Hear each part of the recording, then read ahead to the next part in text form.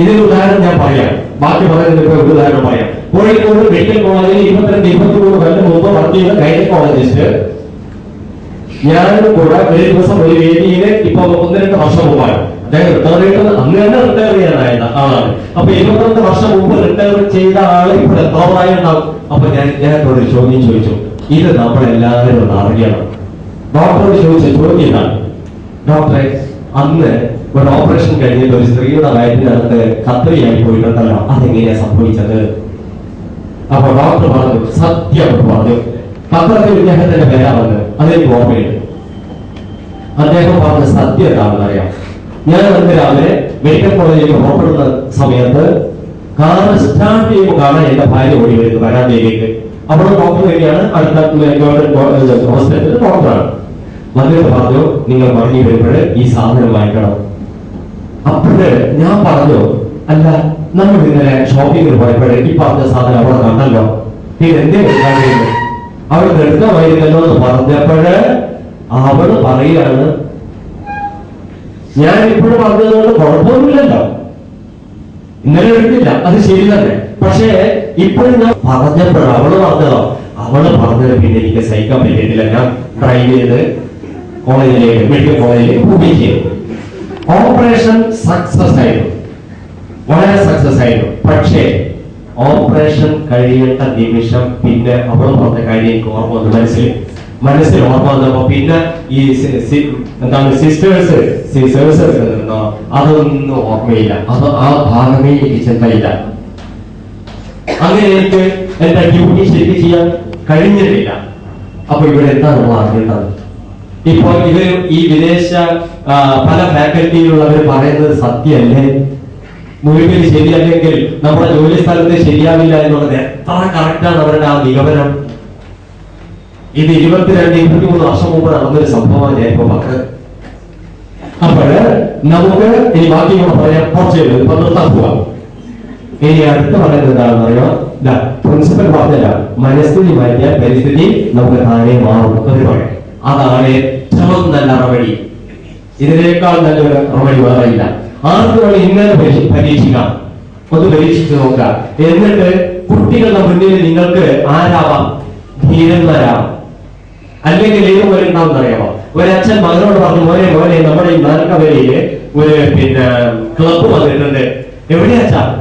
പിന്നെ നമ്മുടെ ഷോപ്പിംഗ് കോംപ്ലക്സിന്റെ പേര്. ഓ അത് ഞാൻ കണ്ടച്ചാ മോളെ, നീ അതും കണ്ടോ? ഈ ക്ലബ് വന്നതും കണ്ടോ? ആ കണ്ടച്ചാ. എന്നാലേ ഒരു കാര്യം ഞാൻ പറയാം, നീ ആ ക്ലബിലേക്കൊന്നും കയറി പോകരുത് കേട്ടോ എന്ന് പറഞ്ഞു. അതെന്താണ് ചാ തിരിച്ചു? അത് അവിടെ കയറി കഴിഞ്ഞാൽ കാണാനാത്തതൊക്കെ കാണും അവിടെ എന്ന് പറഞ്ഞു. കുറച്ച് ദിവസം കഴിഞ്ഞിട്ട് ഈ പയ്യൻ കുട്ടി അച്ഛൻ്റെ അടുത്ത് വന്നിട്ട് പറയാം, അച്ഛാ അച്ഛൻ പറഞ്ഞത് വളരെ ശരിയാണ്. അച്ഛനൊക്കെ മറന്നു. അച്ഛൻ പറഞ്ഞത് വളരെ ശരിയാണ്. എന്ത് ശരിയാണ്? അച്ഛൻ അന്ന് പറഞ്ഞില്ലേ ക്ലബിൽ പോകരുത്, ക്ലബിൽ പോയാൽ കാണരുതാത്തതൊക്കെ കാണുമെന്ന്. അത് അച്ഛൻ പറഞ്ഞത് വളരെ ശരിയാണ് പറഞ്ഞതാണ്. നീ എന്താ കണ്ടത്? ഞാൻ അവിടെ അച്ഛനെ കണ്ടു. അപ്പോഴ് നമുക്ക് മാതാപിതാക്കൾക്ക് ഉള്ളൊരു പാഠമാണ്. കാരണം നമ്മൾ മാതൃക കാണിക്കാത്തടത്തോളം നമ്മളെ മക്കളെ ഒന്ന് ശരിയാക്കി എടുക്കാൻ ആരും വിചാരിക്കുന്നു വേണം. ആദ്യം നമ്മൾ ശരിയായിക്കൊള്ളു. ഇതാണ് ഇവര് പറഞ്ഞത്. നമ്മൾ ആദ്യം മാറാനാവുന്നത് അതൊക്കെയാണ് ഇപ്പൊ കൊണ്ടുവരുന്നത്. ആ വാല്യൂസ്, ആ മൂല്യങ്ങളൊക്കെ കൊണ്ടുവരാമോ? ജീവിതം സന്തോഷമായിട്ട് ഐശ്വര്യപൂർണ്ണമായിട്ട് കഴിയാം. ഇപ്പോഴും നമുക്ക് വാഹനങ്ങൾ എയർ കണ്ടീഷൻ ചെയ്യാൻ അറിയാം, വീട് എയർ കണ്ടീഷൻ ചെയ്യാൻ അറിയാം. പക്ഷെ നമ്മുടെ മനസ്സ് മാത്രം എയർ കണ്ടീഷൻ ചെയ്യാൻ അറിഞ്ഞുകൂട. എന്നിട്ട് വിഷമിച്ച് നടക്കാം. എന്നിട്ട് മക്കൾക്കും വിഷമം തന്നെയാണ്. അച്ഛനും വിഷമിച്ചാൽ മക്കളും അതിനൊക്കെ തന്നെ. അപ്പോഴ് നമ്മള് ഇവിടെ 2-3 കാര്യങ്ങൾ കൂടെ അതിനെ സൂചിപ്പിക്കുന്നുണ്ട്. അത് ആർക്കെങ്കിലും പറയാൻ വേണ്ടി എന്തായിരിക്കും അത്യുജ്വലമായിട്ടുള്ള 3 കാര്യം?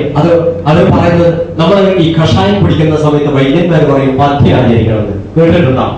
മുളക് ഉപയോഗിക്കരുത്, അല്ലെങ്കിൽ പുളി ഉപയോഗിക്കരുത് എന്നൊക്കെ. അതുപോലെ ഒരു 3 ഉണ്ട്.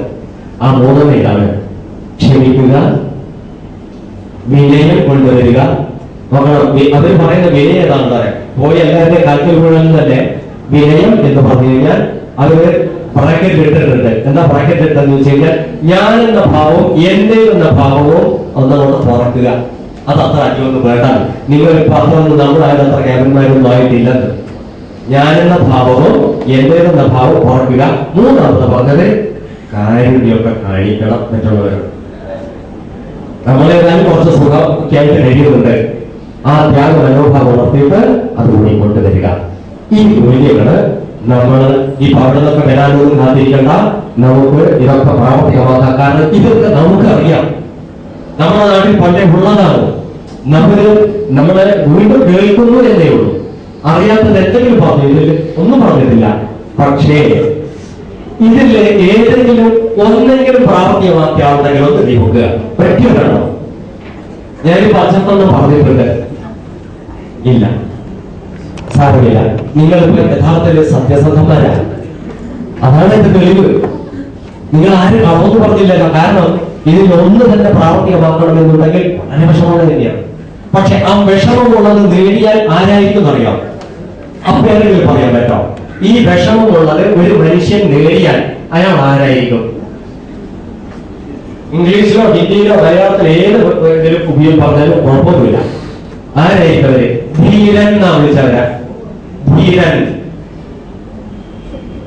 നമ്മളിപ്പോ വിചാരിച്ച ധീരന്മാരാകുക കുറച്ച് തല്ലിയും വണ്ണോ കുറച്ച് അഭ്യാസമൊക്കെ കഴിക്കുന്ന ഒരു ധീരനാണ്. അല്ല, അവരൊന്നും ധീരന്മാരൊന്നും വിളിച്ചിട്ടില്ല.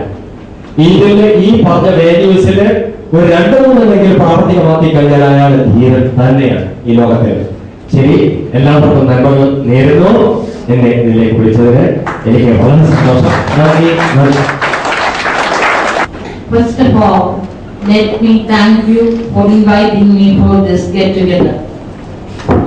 I want all of you to remember this proverb always. If wealth is lost, nothing is lost. If health is lost, something is lost. And if character is lost, everything is lost. So give more importance to your character. I wish you all the best. May God bless you in such a way that all of you lead happy and peaceful life throughout. Thank you. Now I got to present you our teachers, and Rajadan, can you help me to kindly come to give away the moment to one of our teachers. First to Shivasankar Master.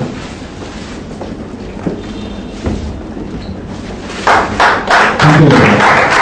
Next I request, he is the husband of Sumanda, to hand over the memento to Abhurti sir. I request Mr. Onikrishnan, who is husband of Rajalakshmi.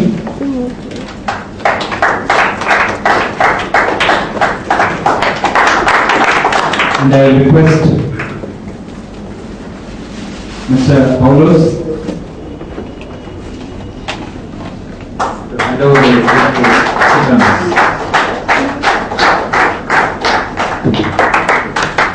Thank you very much.